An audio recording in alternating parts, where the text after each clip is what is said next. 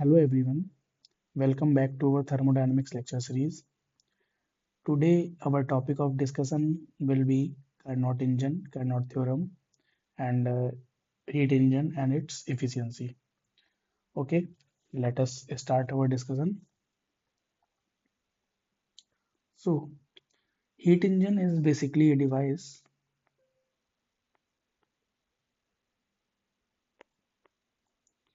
that converts given amount of heat into output mechanical work. कोई ऐसी device जो given amount की heat को किसी आउटपुट मैकेनिकल वर्क में कन्वर्ट करे, that is called heat engine. अब जैसे यहाँ पे है कोई आप इमेजिन करिए कोई कार या बाइक, उसके अंदर में एक फ्यूल टैंक होगा जहाँ से कुछ हीट बर्न होगी और वो मिलेगी, और उस हीट का कुछ पार्ट वर्क में कन्वर्ट होगा जिससे गाड़ी आगे भागेगी और गाड़ी चलेगी, और रिमेनिंग पार्ट सिंक को या सराउंडिंग को रिजेक्ट हो जाएगा। बेसिकली ये एक सोर्स और सिंक के बीच की वर्किंग है। इसको इस तरीके से समझ सकते हैं। सपोज एक मेरा सोर्स है जिसका टेम्परेचर T1 केल्विन है, दैट इज कॉल्ड सोर्स, ठीक है, और सिंक है जिसका टेम्परेचर T2 केल्विन है। सोर्स आपका वही हो गया फ्यूल टैंक जहाँ से हीट मिल रही है, जो एक कंपैरेटिवली हॉटर बॉडी है, ये हॉट बॉडी होगी। और जो सिंक होगा जहाँ पे हीट रिजेक्ट होगी, जो सराउंडिंग है, एटमॉस्फेयर है, उसको आप कंसीडर कर सकते हैं colder body, colder with respect to source, ठीक है। अब बीच में क्या होगा, ये क्या होगा, यहाँ पे जो आपका इंजन होता है क्या काम कैसे वर्क करता है, किसी हॉट बॉडी से कुछ हीट लेगा, उसके कुछ पार्ट को वर्क में कन्वर्ट करेगा और रिमेनिंग पार्ट को रिजेक्ट कर देगा टुवर्ड्स सिंक। इसको बोलते हैं sink and this is called source. ये सिंपल सी वर्किंग है, आप इसको अपने बाइक कार के एग्जांपल से भी समझ सकते हैं और इस तरीके से भी समझ सकते हैं, ठीक है। Heat engine converts a given amount of heat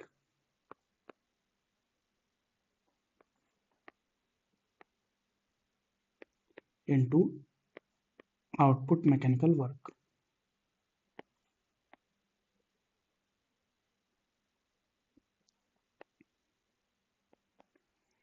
ठीक है, तो ये हीट इंजन का बेसिक प्रिंसिपल है, ठीक है। कुछ हीट का पार्ट वो वर्क में कन्वर्ट करेगा और रिमेनिंग पार्ट को सिंक की तरफ रिजेक्ट कर देगा। अब देखिए यहाँ से इफिशियंसी ऑफ हीट इंजन हम डिफाइन करते हैं, eta equal to W upon Q1। W इज basically output mechanical work, Q1 क्या है, हीट एब्जॉर्ब।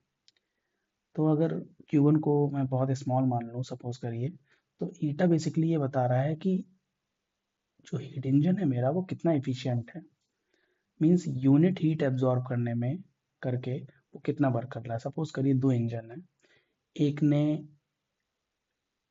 एग्जाम्पल के तौर पे समझिए 20 कैलोरी हीट या 20 जूल हीट एब्जॉर्ब की, ठीक है, 20 कैलोरी हीट एब्जॉर्ब की और उसके करस्पॉन्डिंग 10 जूल वर्क किया, और एक ने दूसरे ने भी 20 कैलोरी हीट एब्जॉर्ब की और उसके करस्पॉन्डिंग 15 जूल वर्क किया। तो सेम हीट एब्जॉर्ब करने पे वर्क जिसका ज्यादा होगा that will be more efficient. तो efficiency of engine eta equal to क्या बता रहा है, W अपॉन Q1, कि यूनिट हीट एब्जॉर्ब करने पे कोई हीट इंजन कितना वर्क कर रहा है, जितना ज्यादा वर्क करेगा उतना ज्यादा उसका इफिशियंसी होगा, ठीक है। तो ये एक इफिशियंसी या किसी इंजन की प्रॉपर्टी को बताने का एक पैरामीटर है। अब यहाँ पे आपको पता है हेयर वर्क इक्वल टू क्या होगा, heat absorb minus heat rejected, उतना ही वर्क करेगा।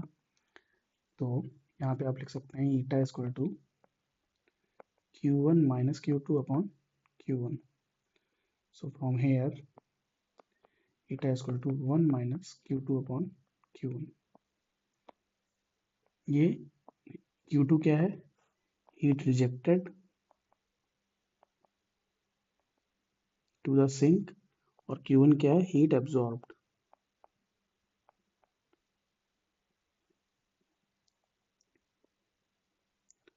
अब कार्नोट ने हीट इंजन की मैकेनिज्म को समझाने के लिए पीवी साइकिल का यूज किया और उसके बेस पे समझाया।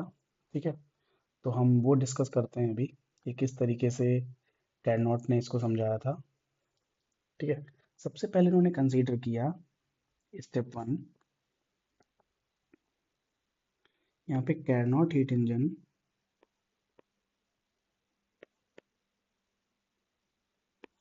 Is a cyclic process.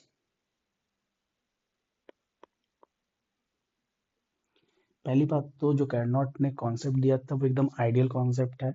No practical heat engine can be more और equal efficient as the Carnot heat engine. Carnot का जो कॉन्सेप्ट था वो एकदम आइडियल था, उन्होंने कई सारी चीज़ें आइडियली ली थी, प्रैक्टिकली वो पॉसिबल नहीं है। तो यहाँ पे एक तरीके से एक आइडियल हीट इंजन की हम बातें करेंगे। जो भी कार्नोट इंजन है वो सारी की सारी कार्नोट इंजन में जो भी चीज़ें ली गई हैं वो आइडियली ली गई हैं। तो उसके कंपेयर में जितने भी इंजन होंगे उनकी इफिशियंसी कार्नोट इंजन के कंपेयर में कम ही होगी। ठीक है, तो साइक्लिक प्रोसेस कह सकते हैं या रिवर्सिबल प्रोसेस।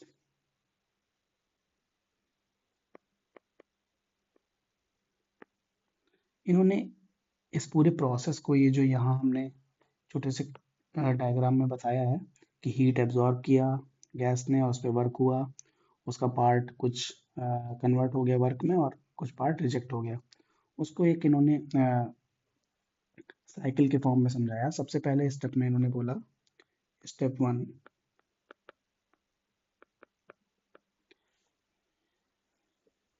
इस स्टेप में बोला इन्होंने कि जो गैस है हमारी या वर्किंग सब्सटेंस है, ठीक है ना, गैस और वर्किंग सब्सटेंस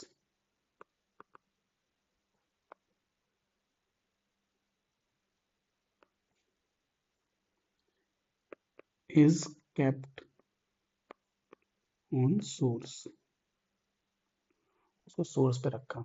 देखिए, अगर आप यहाँ पे हीट इंजन की बात करें इस तरीके से तो गैस के फॉर्म में समझ सकते हैं। मान लीजिए 1 मोल आइडियल गैस है मेरी, और उस आइडियल गैस को, इनको समझाने के लिए इस कॉन्सेप्ट को समझिए। एक सपोज करिए 1 मोल आइडियल गैस किसी वेसल में है और उसको मैंने किसी सोर्स पे रख दिया, तो सोर्स से उसको हीट मिलेगी और गैस वर्क करेगी।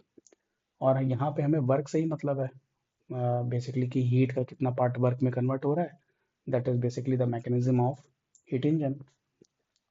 तो सबसे पहले इन्होंने बोला कि step one is equivalent to suppose gas और working substance is kept on source.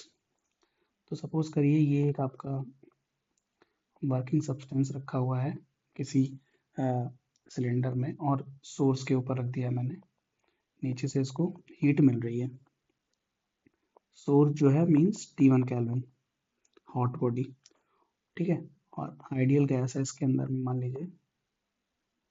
ठीक, और ये जो ये वेसल की वॉल है, ये वेसल की जो वॉल है ये कंडक्टिंग वॉल है यहाँ पे।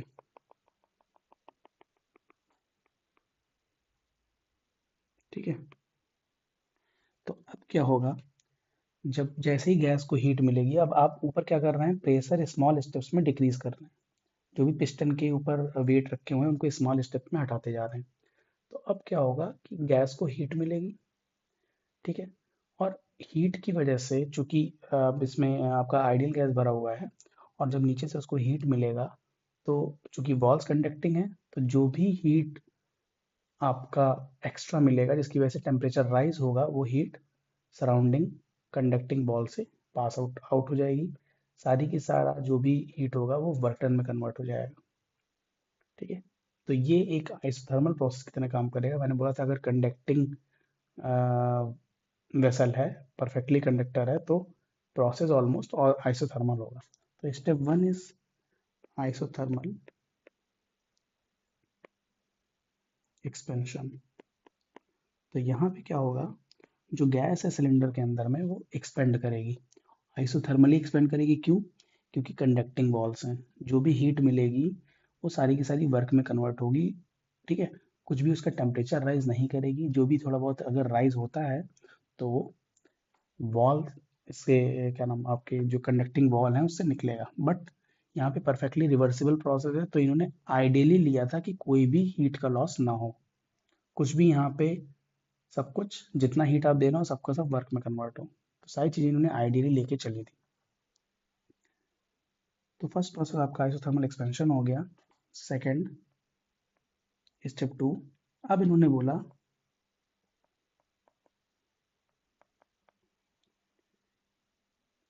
यहाँ पे गैस और working substance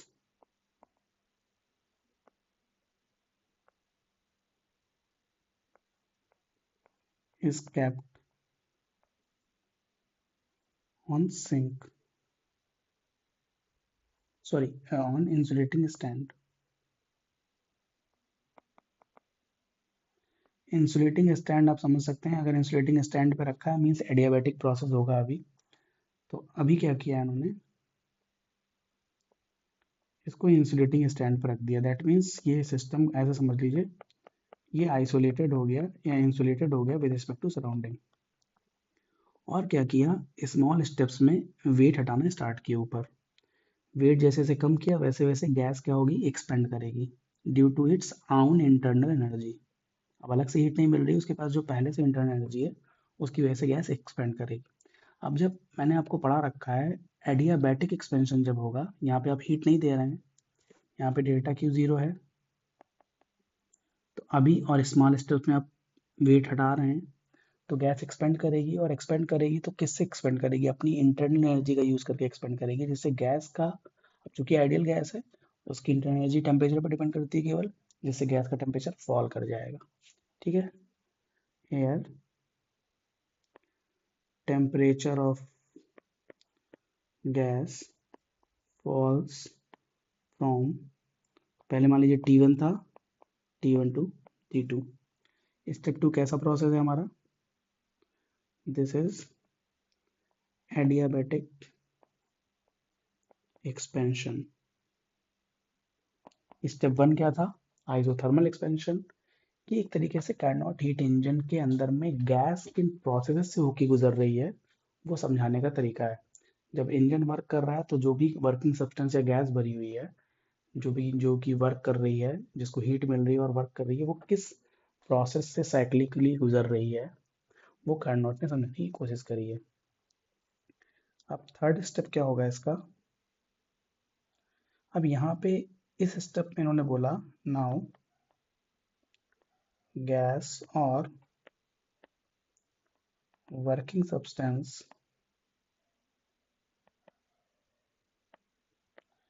is kept on sink। अब सिंक पे रखा, सिंक मीन्स कोल्डर बॉडी, यहाँ पे ये आपका ये था। अब मान लीजिए इसको रख दिया इन्होंने T2 केल्विन, टेम्परेचर है इसका कोल्डर बॉडी। ठीक है, और स्मॉल स्टेप्स में प्रेशर बढ़ाना स्टार्ट किया। अब देखिए चूंकि रिवर्सिबल प्रोसेस बनाना है इसको, तो जो भी डायरेक्ट प्रोसेस में चेंजेस आपने किया, आपने एक्सपेंशन किया आइसोथर्मली फिर एडियाबेटिकली। अब अगर रिवर्स करना है, चूंकि Carnot engine is a cyclic process, gas एक साइकिल से होकर गुजर रही है, पूरा कंप्लीट साइकिल से, तो पहले एक्सपेंड एक्सपेंड हुई आइसोथर्मली फिर एडियाबेटिकली। अब अगर वापस इसको अपनी स्टेट में जाना है, that means you have to compress it isothermally and adiabatically, तो वापस से प्रोसेस होगा, रिवर्ट प्रोसेस होगा। अब क्या, आइसोथर्मल कंप्रेशन कैसे होगा, अब यहाँ पे वॉल क्या है फिर से इसकी, कंडक्टिंग वॉल है मान लीजिए। ठीक है, और अभी हम स्मॉल स्टेप्स में इसके ऊपर प्रेशर या वेट बढ़ा रहे हैं। जब हम स्मॉल स्टेप्स में वेट बढ़ाएंगे इसके ऊपर, तो ये गैस इसके अंदर जो भरी हुई है वो कंप्रेस होगी। अब जब गैस कंप्रेस होगी तो कुछ ना कुछ हीट जनरेट होगी, हीट जनरेट होगी चूंकि वॉल्स कंडक्टिंग है, और वो हीट वॉल से निकल जाएगी, जिससे गैस का टेम्परेचर राइज नहीं होगा। और चूंकि गैस का टेम्परेचर राइज नहीं होगा, दैट मीन्स ये प्रोसेस जो होगा मेरा आइसोथर्मल होगा। चूंकि गैस कंप्रेस हो रही है और गैस का वॉल्यूम घटेगा as compared to initial volume, that means it is isothermal compression. ठीक है, that is equal to isothermal compression। तो here temperature of gas remains T2 kelvin. इससे पहले T2 हो चुका था, अभी भी T2 है। ठीक है, अब रिवर्ट हमें कंप्लीटली करना है गैस को अगर, तो अगला स्टेप क्या होगा? हमने आइसोथर्मल एक्सपेंशन किया, गैस किसी वॉल्यूम से अगले वॉल्यूम पे पहुंची, फिर हमने एडियाबैटिक एक्सपेंशन किया, टेम्परेचर चेंज हुआ, फिर हमने वापस से आइसोथर्मल कंप्रेशन कर दिया। ठीक है, अब अगला स्टेप क्या होगा? एडियाबैटिक कंप्रेशन, ताकि रिवर्ट पूरा हो जाए gas. Now gas is gas और working substance is put on insulating stand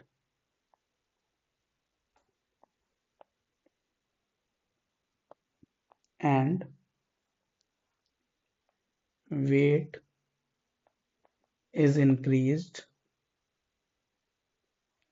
in small steps।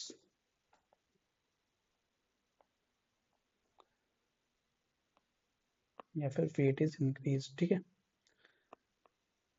अब वेट इंक्रीज करेंगे यहाँ पे हम, और इसको कहाँ पे रखेंगे? Insulating stand. Insulating stand means system बाहर से एडियाबैटिक हो गया है या इंसुलेटेड हो गया है। जब वेट आप इंक्रीज करेंगे इस पे, तो गैस क्या होगी? कंप्रेस होगी। अब गैस कंप्रेस होगी तो कुछ हीट तो बाहर जा नहीं पाएगी। जब हीट बाहर जा नहीं पाएगी तो गैस का टेम्परेचर राइज हो जाएगा। इसीलिए आइसोथर्मल कंप्रेशन में गैस का टेम्परेचर राइज नहीं हुआ, क्योंकि हीट बाहर चली गई थी, जो भी एक्सेस हीट जनरेट हुई थी, क्योंकि वॉल्स कंडक्टिंग थी। यहाँ पे वॉल्स एडियाबैटिक हैं या इंसुलेटेड मटेरियल से बनी हुई हैं, तो बाहर से अंदर या अंदर से बाहर हीट का आदान प्रदान नहीं हो पाएगा। दैट्स वाई टेम्परेचर राइज हो जाएगा। So this is adiabatic compression।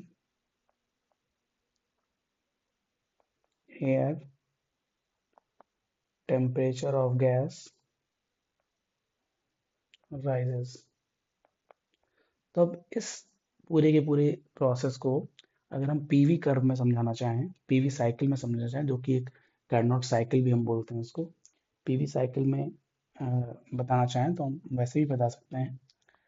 तो हमारे पास यहाँ पे कितने प्रोसेस हैं? पहला क्या है? आइसोथर्मल एक्सपेंशन, जिसमें गैस आइसोथर्मली एक्सपेंड की है किसी इनिशियल प्रेशर और वॉल्यूम V1 से another pressure P2 volume V2 पे। दूसरा क्या है? हमने सारा डिस्कशन पहले कर लिया है, तब मैं इसको आपको लिख रहा हूँ अलग से। एडियाबैटिक एक्सपेंशन, हम कुछ पोर्शन इसका थर्मल का कर लें प्रॉपरली, उसके बाद हम क्वेश्चंस वगैरह करेंगे, तो आपको भी काफ़ी चीज़ें रिलेट होंगी। एडियाबैटिक एक्सपेंशन, इसमें क्या होगा? टेम्परेचर T1 से क्या हो जाएगा? T2। यहाँ पे टेम्परेचर T1 था, यहाँ भी T1 है, क्योंकि आइसोथर्मल एक्सपेंशन है। बट एडियाबैटिक एक्सपेंशन में टेम्परेचर T1 से T2 टेम्परेचर फॉल करेगा। ठीक, थर्ड प्रोसेस क्या बोला इन्होंने? चूंकि साइक्लिक रिवर्सिबल प्रोसेस है कार्नोट साइकिल, तो अब अगला प्रोसेस है हमारा आइसोथर्मल कंप्रेशन। क्योंकि हमको रिवर्सिबल प्रोसेस क्या होता है? Reversible process means all those changes that you have made in direct process are completely revert in the opposite manner। that means there should be no dissipation। कोई भी direct process के दौरान थोड़ी भी heat का dissipation in the form of losses ना हो। जो भी डायरेक्ट प्रोसेस में आपने चेंजेस किए हैं, उनको एग्जैक्टली सेम मैनर में रिवर्ट कर दें आप, तब उस प्रोसेस को आप रिवर्सिबल प्रोसेस बोलेंगे। प्रैक्टिकली ऐसा कोई प्रोसेस होता ही नहीं है पॉसिबल, जिसमें जो भी चेंजेस आपने डायरेक्ट प्रोसेस में किए, direct process means isothermal expansion और adiabatic expansion, this is direct process. अब हम जो तीसरा चौथा बोल रहे हैं रिवर्ट प्रोसेस है। यहाँ पे कैरनॉट ने आइडियली चीजें बताई हैं, बट प्रैक्टिकली ऐसा कुछ भी करके आप नहीं कर सकते कि आप इरिवर्सिबिलिटी को रोक पाए। Irreversibility is the rule. Reversible process एक आइडियल कॉन्सेप्ट है, जो कि कार्नोट ने समझाया था। जब भी आप प्रैक्टिकली किसी इंजन या किसी चीज़ की बात करेंगे, तो वहाँ पे डिसिपेशन या लॉसेस आएंगे ही आएंगे, क्योंकि आप कितना भी कुछ कर लें, कहीं ना कहीं से हीट लॉस होगा due to friction of piston. जब गैस वर्क करेगी पिस्टन पे तो वहाँ पे फ्रिक्शन भी आएगा, फ्रिक्शन के फॉर्म में कुछ हीट लॉस हो सकती है। या थोड़ा बहुत जो वॉल्स हैं हमारी परफेक्टली कंडक्टिंग नहीं है, सपोज परफेक्टली कंडक्टिंग नहीं है, अगर परफेक्टली कंडक्टिंग नहीं है दैट मीन्स कुछ ना कुछ हो सकता है, टेम्परेचर राइज हो जाएगा गैस का हाइड्रोथर्मल प्रोसेस में। तो यहाँ पे सारी की सारी चीज़ें कार्नोट ने एक आइडियली लेके चली थी। तो उस बेस पे इन्होंने इनके हिसाब से जो इंजन आएगा उस आइडियल कंडीशन को मद्देनजर रखते हुए वो परफेक्ट, वो क्लोज टू परफेक्ट इंजन होगा। ठीक है, उसकी इफिशियंसी जो होगी उससे कम ही इफिशियंट प्रैक्टिकल इंजन होते हैं। तो इसीलिए बोला जाता है Carnot engine is a ideal concept. No practical heat engine can be more efficient than Carnot engine, that is Carnot theorem, इसी को कार्नोट थ्योरम भी बोलते हैं। कोई भी प्रैक्टिकल हीट इंजन होगा इससे कम ही इफिशियंट होगा, क्योंकि यहाँ पे सारी की सारी चीज़ें आइडियल लेके चली थी। रिवर्सिबिलिटी ली थी इन्होंने जो कि पॉसिबल नहीं है। Irreversibility is a rule, irreversibility आएगी ही आएगी, कंप्लीटली आप रिवर्सिबल नहीं कर सकते प्रोसेस को। तो ठीक है, आइसोथर्मल कंप्रेशन में हमारा टेम्परेचर क्या हो जाएगा, T1 से T1 ही रहेगा। और यहाँ पे मान लीजिए क्या हुआ था, P2, या फिर इसको हम कर्व में देखेंगे, यहाँ पे हमारा टेम्परेचर वही रहेगा जो आइसोथर्मल T2 था, अगर तो T2 ही रहेगा, केवल प्रेशर और वॉल्यूम चेंज होगा। फिर फोर्थ में एडियाबैटिक कंप्रेशन, अब गैस का टेम्परेचर बढ़ जाएगा, T2 से वापस से T1 हो जाएगा। T1 मैंने क्यों बोला, एग्जैक्टली वही टेम्परेचर क्यों बोला जहाँ से शुरुआत किया था हमने, बिकॉज कार्नोट ने जो भी प्रोसेस किया वो रिवर्सिबल प्रोसेस, एक आइडियल कॉन्सेप्ट लेके किया कि गैस एक कंप्लीट साइक्लिक रिवर्सिबल प्रोसेस से होकर गुजर रही है ड्यूरिंग ए साइकिल। तो अब इसको पीवी कर्व में अगर हम बनाएं, आपको मैंने पीवी कर्व पढ़ा रखा है, ठीक है। सबसे पहला आपको पीवी कर्व में मैंने याद करिए बताया था, अगर पीवी कर्व हम बनाते हैं तो दो प्रोसेस होते हैं, एक आइसोथर्मल एक एडियाबैटिक।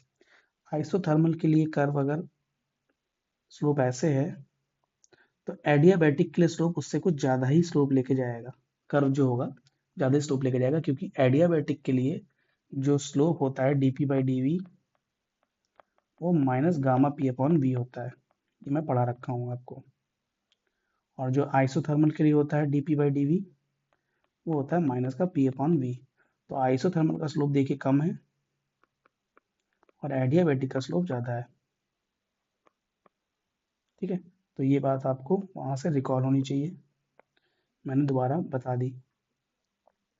तो अब हम यहाँ पे जब कर्व बनाएंगे पीवी कर्व, तो सबसे पहले आइसोथर्मल एक्सपेंशन है। मान लीजिए गैस इनिशियली यहाँ थी और यहाँ से पहुँच गई यहाँ, ये हो गया उसका आइसोथर्मल कंप्रेशन एक्सपेंशन। किसी initial volume P1 V1 T1 से P2 V2 T1 पे, क्योंकि अभी भी टेम्परेचर T1 ही, मैं टेम्परेचर भी साथ में लिख दे रहा हूँ, हालांकि पीवी कर्व है बट टेम्परेचर मैं लिख रहा हूँ ताकि आपको प्रोसेस बता रहा है, ठीक है। इसके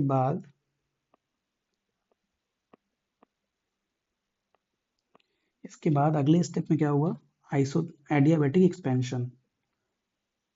एडियाबैटिक एक्सपेंशन में क्या होगा, गैस का टेम्परेचर फॉल कर जाएगा और स्लोप अब देखिए ज़्यादा है। तो यहाँ पे वॉल्यूम P3 हो गया, pressure volume V3, temperature T2, ठीक है। ये दो मेरे डायरेक्ट प्रोसेस हो गए। थर्ड क्या प्रोसेस है देखिए, आइसोथर्मल कंप्रेशन। अब जब आइसोथर्मल कंप्रेस्ड करेंगे आप गैस को, तो फिर से वो गैस का क्या होगा, जब आइसोथर्मल कंप्रेशन देंगे तो गैस का वॉल्यूम घटेगा, तो गैस का वॉल्यूम घटेगा जिस वजह से गैस कुछ बैक आएगी इन पीवी कर्व। तो यहाँ पे क्या हो गया, एक्सक्यूज मी, यहाँ पे क्या हो गया आपका, दिस इज आइसोथर्मल कंप्रेशन। अब आ गई गैस P4 V4 और T2 पे, इसके बाद अगला प्रोसेस क्या होगा, फिर से आप देख सकते हैं एडियाबैटिक कंप्रेशन, और वापस से गैस का टेम्परेचर क्या हो जाएगा, T1।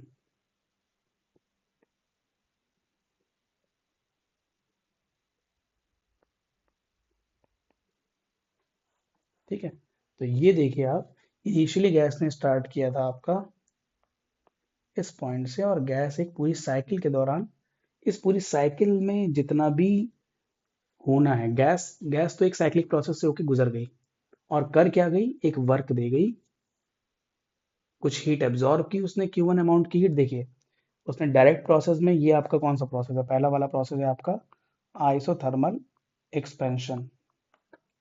ये आपका प्रोसेस कौन सा है, आइसोथर्मल कंप्रेशन। आइसोथर्मल एक्सपेंशन में अगर उसने Q1 अमाउंट की हीट एब्जॉर्ब की, और आइसोथर्मल कंप्रेशन में उसने Q2 अमाउंट की हीट रिजेक्ट करी। क्योंकि एक, अगर हम गैस के साइकिल के पॉइंट ऑफ व्यू से देखें तो ये हुआ। इसके अलावा जो हीट बची वो कहाँ गई, that is converted into work.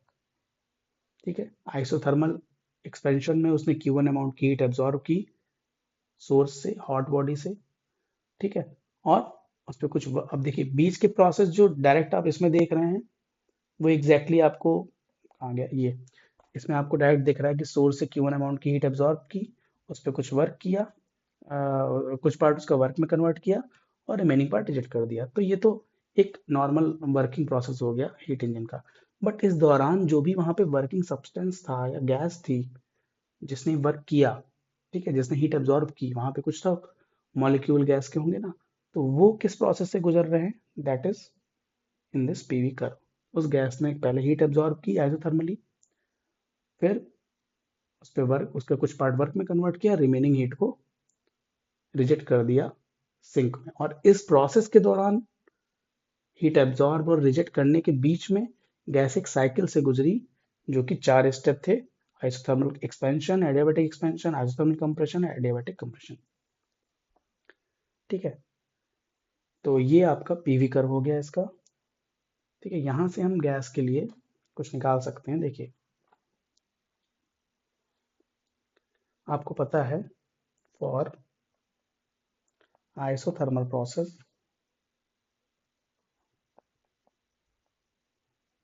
Work done क्या होता है, मैंने करा रखा है RT log V2 upon V1, यही होता है वर्क डन। ये हमने प्रूव भी कर रखा है आइसोथर्मल प्रोसेस में। तो जो पहला मेरा प्रोसेस है आइसोथर्मल एक्सपेंशन, ब्लू वाला फर्स्ट प्रोसेस, ठीक है, उसमें वर्क डन क्या हो जाएगा, RT1 log V2 upon V1। इसी तरीके से W2 फॉर आइसोथर्मल कंप्रेशन, इसको मैं 1 बोल दे रहा हूँ, ये सेकंड है, ये थर्ड है, ये फोर्थ है, ये मेरा एक्सपेंशन है। यहाँ क्या हो जाएगा, W2 इक्वल टू, यहाँ टेम्परेचर कितना है, RT2 log V4 upon V3। अब देखिए ध्यान से, इस वाले प्रोसेस में आइसोथर्मल कंप्रेशन है, और कंप्रेशन में क्या हो रहा है, वॉल्यूम घटता है। आप देखिए ध्यान से, V3 ज़्यादा है, V4 कम हो रहा है, क्योंकि गैस आइसोथर्मली कंप्रेस्ड हो रही है, तो वो उसका इनिशियल वॉल्यूम से फाइनल वॉल्यूम घट रहा है। और जब जब वॉल्यूम घटता है तो वर्क डन नेगेटिव आता है, क्योंकि P डेल्टा भी नेगेटिव होगा, V2 माइनस V1 नेगेटिव आएगा, तो वर्क डन भी नेगेटिव आएगा। तो हम इसको डायरेक्टली नेगेटिव साइन से लिख सकते हैं। तो यहाँ से W2 क्या आ जाएगा, आप इसको डायरेक्ट ऐसे भी लिख सकते हैं, RT2 log V3 upon V4, ये माइनस की वजह से log m upon n equal to 1 upon log n upon m से हमने ऐसे लिख दिया। अब आपको पता है आइसोथर्मल प्रोसेस में, आपको पता है चूंकि del Q equal to du plus del W। ठीक है, अब for isothermal process,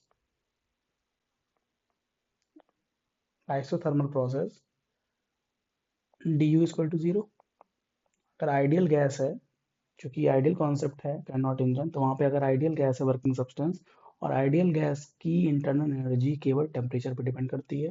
temperature change नहीं होगा तो इंटरनल एनर्जी नहीं बदलेगी। चूंकि आइसोथर्मल प्रोसेस है, टेम्परेचर नहीं चेंज होगा, दैट मीन्स इंटरनल एनर्जी में चेंज जीरो आएगा। तो आइसोथर्मल प्रोसेस में एक बात निकल के आ गई, जितनी भी आप हीट देंगे वो सारी की सारी वर्क डन में कन्वर्ट हो जाएगी।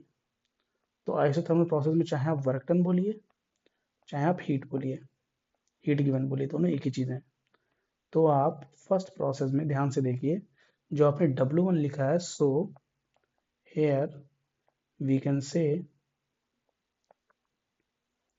हम क्या कह सकते हैं, फर्स्ट प्रोसेस में W1 जितना उसने वर्क किया है that is equal to heat absorb, Q1 equal to W1। ठीक है, इतनी हीट एब्जॉर्ब की जो उसने सोर्स से एब्जॉर्ब की है हीट, यहाँ पे जो बना हुआ है देखिए, that is equal to W1।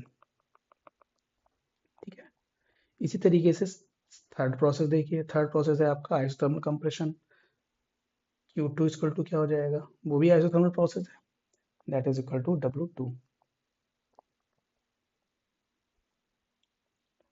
जितनी हीट गैस ने सोर्स से एब्जॉर्ब की, गैस ने आइसोथर्मली उतना ही वर्क कर दिया। ठीक, सिमिलरली जितनी हीट गैस ने सिंक को रिजेक्ट की, गैस पे आइसोथर्मली उतना ही वर्क हो गया और गैस कंप्रेस हो गई। ठीक, ये हमने यहाँ से देख लिया। तो अभी यहाँ पे देखिए आप, अच्छा, आपको मैंने एक और चीज बताई थी,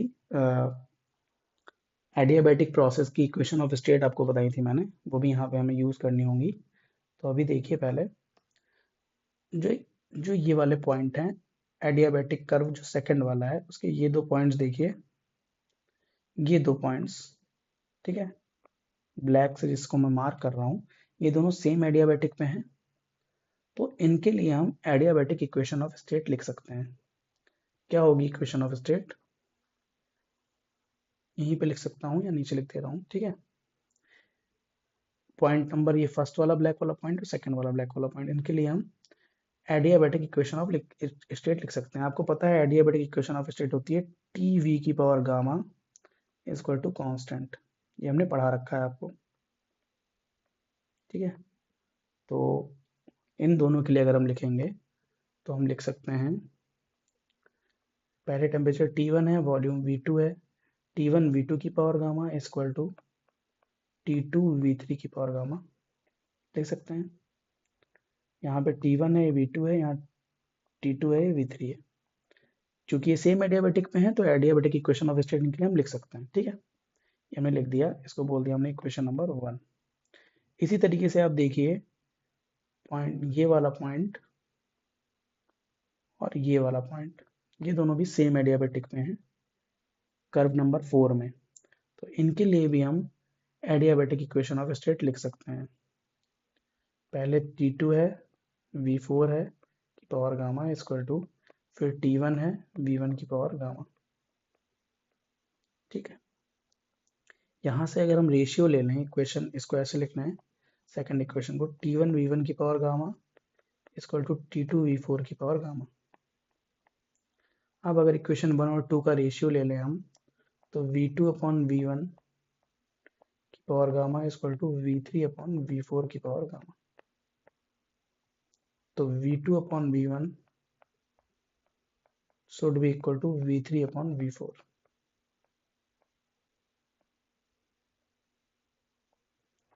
ठीक है, तो इसका मतलब ये है, अगर प्रोसेस को एडिया रिवर्सिबल होना है कंप्लीटली, तो V2 अपॉन V1 क्या है, relative change in volume in direct process. V3 upon V4 क्या है, relative change in volume in isothermal compression. तो कहने का मतलब ये है, अगर if a process should be reversible, process का मतलब रिवर्सिबल कहने का मतलब ये है कि गैस जिस स्टेट से गई एग्जैक्टली वहीं वापस आना है गैस को, अगर तो रिलेटिव चेंज इन वॉल्यूम जो होना चाहिए V2 अपॉन V1 जैसे हुआ है उसी तरीके से V4 अपॉन V3 होना चाहिए, रिलेटिव चेंज सेम आना चाहिए। कहने का मतलब ये है, इसको ऐसे देख सकते हैं आप, मान लीजिए PV कर्व है आपका, ठीक है, और ये इस तरीके से हुआ, अब यहाँ से वॉल्यूम V1 था, यहाँ V2 हो गया, यहाँ V3 था, यहाँ मान लीजिए V4 ना होके कुछ V4 डैश ही रह गया। अब देखिए यहाँ जितना चेंज था वॉल्यूम में डायरेक्ट प्रोसेस में, उतना यहाँ पे चेंज नहीं आया। तो गैस डायरेक्ट प्रोसेस में जितना वॉल्यूम एक्सपेंशन होके गई थी, वॉल्यूम में due to isothermal expansion volume में जो भी चेंज आया था, एग्जैक्टली रिवर्ट प्रोसेस में भी उतना ही चेंज आना चाहिए, ताकि आपका प्रोसेस या साइकिल रिवर्सिबल हो पाए। बट अगर चेंज उतना नहीं आया, if V2 upon V1 is not equal to V3 upon V4 dash, that means अब गैस एग्जैक्टली उस स्टेट में, थर्मोडायनेमिकली उस स्टेट में नहीं आ पा रही है, आ पाएगी जहां वो शुरुआत की थी। तो अब अगर यहाँ से एडियाबैटिक कंप्रेशन भी आप करेंगे तो एग्जैक्टली वहां तक नहीं होगी गैस, एग्जैक्टली अपनी फाइनल स्टेट में नहीं पहुंचेगी। ठीक है, तो ये मतलब है रिलेटिव चेंज इन वॉल्यूम का, कि जो आइसोथर्मल एक्सपेंशन में वॉल्यूम में रिलेटिव चेंज आया है, that should be equal to relative change that came in isothermal compression, ताकि gas exactly same thermodynamic state को पाए after a complete cycle, so that we can say that process is reversible cyclic process। ठीक है, तो ये यहाँ से बात इंपॉर्टेंट आ गई। ठीक है, कि ये होना चाहिए, अगर ये नहीं होगा तो गैस एग्जैक्टली रिवर्ट नहीं हो पाएगी सेम थर्मोडायनेमिक स्टेट में। तो अभी देखते हैं, ये आपका आ गया। अब हमने दो इक्वेशन निकाली थी वर्क डन, W1 और W2 की। तो उसमें W1 को हम यहाँ से Q1 भी लिख सकते हैं। अब मैंने आपको बताया आइसोथर्मल प्रोसेस में, अगर आइडियली आइसोथर्मल प्रोसेस है तो work done will be equal to heat absorb, क्योंकि इंटरनल एनर्जी में चेंज आएगा नहीं आइडियल गैस की। तो हमने अभी ऊपर निकाला था कि हीट इंजन की जो इफिशियंसी ईटा होती है वो होती है 1 माइनस Q2 अपॉन Q1। तो 1 माइनस Q2 की जगह हम क्या लिख सकते हैं, ये देखिए Q2 अपॉन Q1 जो है आपका, इसकी जगह हम RT2 log V3 upon V4 लिख सकते हैं। RT2 log V3 upon V4। इसी तरीके से Q1 की जगह क्या लिख सकते हैं, RT1 log V2 upon V1।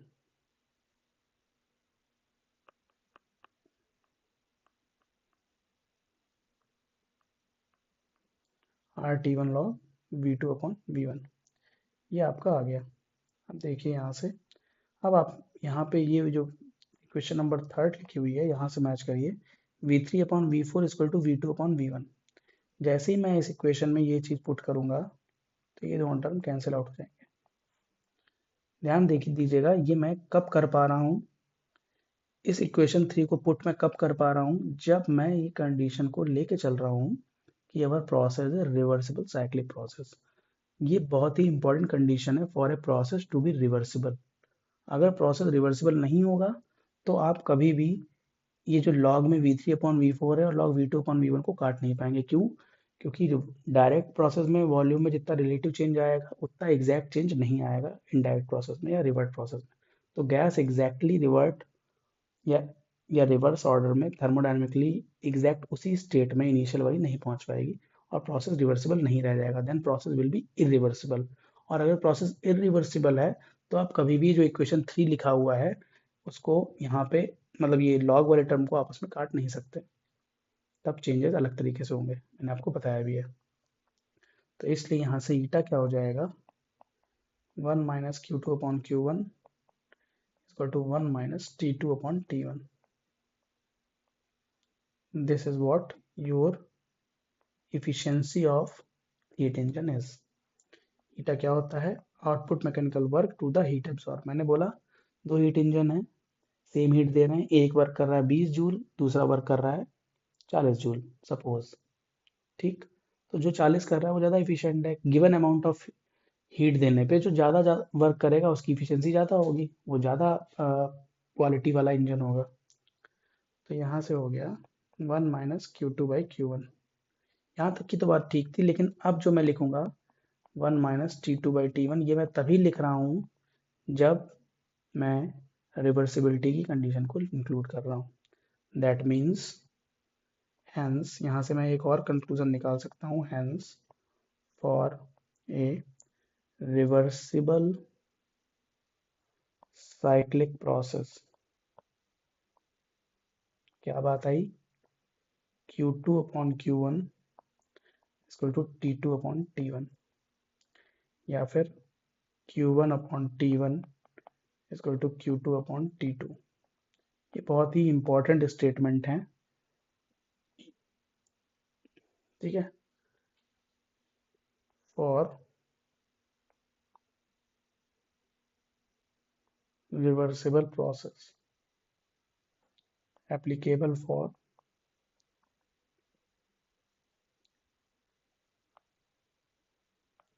एक तरीके से Q1 अपॉन T1 आप देख सकते हैं क्या है, एंट्रोपी में चेंज है, किसका, सोर्स का। आपको पता है एंट्रोपी क्या होता है, dQ बाई टी। तो Q1 अपॉन T1 क्या है, एंट्रोपी में चेंज सोर्स का। Q2 अपॉन T2 क्या है, एंट्रोपी में चेंज सिंक का। तो यहाँ पे कहने का मतलब ये है कि एंट्रोपी में चेंज, जो रिलेटिव चेंज है वो दोनों का सेम हो रहा है, तभी आप प्रोसेस को रिवर्सिबल बोल पा रहे हैं, ठीक है। अब देखिए, अगर रिवर्सिबल प्रोसेस है तो यूनिवर्स की एंट्रोपी इस प्रोसेस में जीरो आनी चाहिए चेंज, क्योंकि अगर रिवर्सिबल प्रोसेस होता है तो हमने पढ़ रखा है delta S is greater than और इक्वल टू जीरो यूनिवर्स का। तो यूनिवर्स की एंट्रोपी या तो जीरो होगी या बढ़ेगी, घट नहीं सकती, ठीक है। तो यहाँ से हम देख सकते हैं डेल्टा एस यूनिवर्स अगर मैं निकालूं, डेल्टा एस सिस्टम, यूनिवर्स में सिस्टम है, सिस्टम क्या है आपका, gas, plus delta S surrounding, और सराउंडिंग क्या है, सोर्स और सिंक, ठीक है। अब देखिए डेल्टा एस सिस्टम क्या है, हमारी गैस, वर्किंग सब्सटेंस, और वर्किंग सब्सटेंस कहाँ से कहाँ आ गई है, देखिए वर्किंग सब्सटेंस एक साइक्लिक प्रोसेस से गई है, ये पहले था, फिर यहाँ आई, फिर ये यहाँ गई, फिर ये यहाँ वापस आ गई, मीन्स जिस स्टेट से गई थी उसी स्टेट पे आ गई। तो हमारी जो एंट्रोपी है एक्सटेंसिव प्रॉपर्टी है, ये स्टेट पे डिपेंड करती है, मैंने आपको बताया था। तो अगर स्टेट नहीं बदलेगी तो गैस की एंट्रोपी भी नहीं बदलेगी। तो जो सिस्टम है हमारा, दैट इज गैस, उसकी एंट्रोपी में कंप्लीट साइकिल में चेंज जीरो आएगा। अब सराउंडिंग में क्या क्या है, सराउंडिंग में क्या है, सोर्स प्लस सिंक। सोर्स की एंट्रोपी में चेंज क्या होगा, सोर्स आपको T1 केल्विन पे Q1 अमाउंट की हीट दे रहा है, किसको दे रहा है, जो प्रोसेस था देखिएगा इसमें, वर्किंग सब्सटेंस को, ये देखिए T1 केल्विन टेम्परेचर पे Q1 अमाउंट की हीट दे रहा है। तो सोर्स की एंट्रोपी में चेंज क्या आएगा, S1 equal to minus Q1 upon T1, क्योंकि हीट दे रहा है। और सिंक की एंट्रोपी में चेंज क्या आएगा, Q2 अपॉन T2, क्यों, क्योंकि ये हीट ले रहा है। मैंने बोला था अगर हीट एब्जॉर्ब है तो एंट्रोपी में चेंज पॉजिटिव होगा, हीट रिजेक्टेड है तो एंट्रोपी में चेंज नेगेटिव होगा। तो यहाँ से हम लिख सकते हैं सोर्स की एंट्रोपी में चेंज क्या आएगा, minus Q1 upon T1। Sink की एंट्रोपी में चेंज क्या आएगा, Q2 अपॉन T2। अब ध्यान से देखिए, अगर प्रोसेस रिवर्सिबल है, दैट मीन्स एंट्रोपी में जितना चेंज सोर्स में होगा उतना ही चेंज सिंक में होगा, तभी प्रोसेस एग्जैक्टली रिवर्ट हो पाएगा। वरना कुछ बहुत अगर चेंजेस एक्स्ट्रा आए या हीट लॉस हुआ कुछ एक्स्ट्रा, तो वो प्रोसेस एग्जैक्टली रिवर्ट नहीं हो पाएगा। तो जितना चेंज सोर्स की एंट्रोपी में आए एग्जैक्टली उतना ही चेंज सिंक की एंट्रोपी में आए, तभी प्रोसेस हमारा रिवर्ट होगा। तो that means here Q1 upon T1 equal to Q2 upon T2 for, हमने निकाल रखा है ऊपर, फॉर रिवर्सिबल प्रोसेस। तो जैसे ही आप इसको रखेंगे तो डेल्टा एस यूनिवर्स आपको मिल जाएगा 0 plus minus Q1 upon T1 plus Q1 upon T1, that is zero. तो entropy of the universe is zero means, change in entropy of the universe is zero means process reversible है। ठीक है, अब देखिए मैंने आपको दो तीन चीजें बताई थी कि चेंज इन एंट्रोपी या तो जीरो से बड़ा होगा या जीरो के बराबर होगा। अगर प्रोसेस रिवर्सिबल है तो जीरो होगा, जीरो से बड़ा तब होगा अगर इरिवर्सिबल है और स्पॉन्टेनियस प्रोसेस है। ये एक तरीके से स्पॉन्टेनियस प्रोसेस को बताता है ग्रेटर देन जीरो होना। अगर प्रोसेस स्पॉन्टेनियस है तो वो इरिवर्सिबल होगा और change in entropy greater than zero आएगा। अब जबरदस्ती आप ठंडी जगह से गर्म जगह हीट को ट्रांसफर करा सकते हैं, स्पॉन्टेनियसली नहीं होगा। जैसे रेफ्रिजरेटर में एक्चुअली क्या होता है, ट्रांसफर ऑफ हीट होता है from colder place to hotter place, but वहां पे खुद से नहीं होता है, एक्स्ट्रा वर्क करा के कराया जाता है। तो स्पॉन्टेनियस प्रोसेस में चेंज इन एंट्रोपी हमेशा ग्रेटर देन जीरो आएगा। ठीक है, हम रेफ्रिजरेटर का भी डिस्कशन करेंगे नेक्स्ट क्लासेस में। अभी हमने ये पीवी कर्व आपको बताया। ठीक है, और पीवी कर्व का अगर साइक्लिक प्रोसेस है तो साइक्लिक प्रोसेस में एरिया अंडर द कर्व जो होता है वो वर्क डन को बताता है। तो अगर आप इसका एरिया निकाल लें इसके अंदर के कर्व का, तो आपको पता चल जाएगा कि एक कंप्लीट साइकिल में हीट इंजन ने कितना वर्क किया। That will give you work done in A cycle. ठीक है, तो यहाँ से काफ़ी क्वेश्चंस आते हैं। सोर्स ये आपको T2 क्या है, T2 means temperature of sink, और T1 है आपका टेम्परेचर ऑफ सोर्स। ठीक है, Q2 अपॉन Q1 को T2 अपॉन T1 मैंने इसी वजह से लिखा है because our process is reversible, ना होता तो मैं नहीं लिख पाता। ठीक है, तो ये भी एक रिवर्सिबल प्रोसेस की कंडीशन है। अब कार्नोट ने जो भी चीज़ें ली थी सब आइडियली ली थी। हीट कैपेसिटी, अब देखिए जैसे इन्होंने बोला था जो सोर्स एंड सिंक है इनकी इन्फिनाइट हीट कैपेसिटी है। इन्होंने जो एजम्पशंस लिए थे उसमें इन्फिनाइट हीट कैपेसिटी बोल रखा था सोर्स एंड सिंक की। Means unit degree centigrade temperature change करने के लिए सोर्स या सिंक का आपको इन्फिनाइट एनर्जी चाहिए। तो ये भी आइडियल बात हो गई। मतलब कहने का ये था उनका कि आप इससे Q1 अमाउंट की हीट ले रहे हैं अपने सोर्स से, ठीक है, हॉट बॉडी से, लेकिन उसका टेम्परेचर चेंज नहीं हो रहा है। इसी तरीके से आप T2 अमाउंट की हीट, सॉरी Q2 अमाउंट की हीट सिंक को रिजेक्ट कर रहे हैं, लेकिन सिंक का टेम्परेचर चेंज नहीं हो रहा है। तो ऐसा नहीं हो सकता हो, थोड़ा बहुत टेम्परेचर में चेंजेस भी आएंगे सोर्स के। ठीक है, तो इन्होंने सोर्स को एक ऐसी बॉडी लिया था जिसकी इन्फिनाइट हीट कैपेसिटी। तो इनके कॉन्सेप्ट में source and sink are have having infinite heat capacity. ठीक है, और फ्रिक्शन वगैरह और अदर पैरामीटर्स को इन्होंने कंसिडर ही नहीं किया था। और जो आइसोथर्मल और एडियाबैटिक प्रोसेस दिए थे वो एकदम आइडियली लिए थे कि कोई भी हीट का लॉस ना हो वॉल से। ठीक है, in the form of losses, जैसे आइसोथर्मल प्रोसेस है तो कंडक्टिंग बोल दिया था। कंडक्टिंग में ऐसा भी हो सकता है परफेक्ट कंडक्टर ना हो तो कुछ बहुत बहुत गैस का टेम्परेचर बढ़ जाए।